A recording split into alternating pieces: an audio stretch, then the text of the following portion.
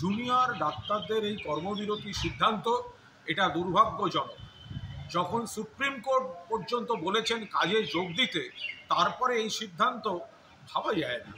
মাননীয় মুখ্যমন্ত্রী বারবার চেষ্টা করেছেন, আলোচনা করেছেন, কথা বলেছেন, যেখানে পরিকাঠামো এবং নিরাপত্তা ব্যবস্থা, নজরদারির ব্যবস্থার সমস্ত কাজ চলছে, সেখানে দাঁড়িয়ে এই পুজো উৎসবের মরশুম, ওদিকে বন্যা, এই অবস্থায় আবার কর্মবিরতি, এটা কারা করছেন, কাদের পরামর্শে করছেন, কেন করছেন?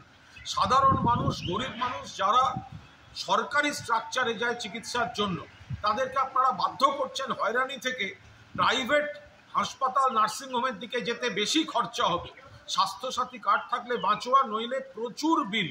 এটা কি হচ্ছে?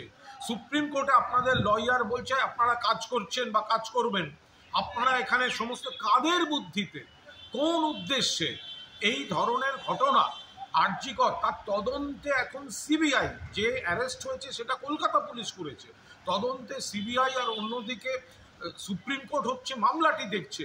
সেখানে এই সময় আবার কর্মবিরতি, এটা কাদের স্বার্থে, কোন উদ্দেশ্যে, কিসের জন্য?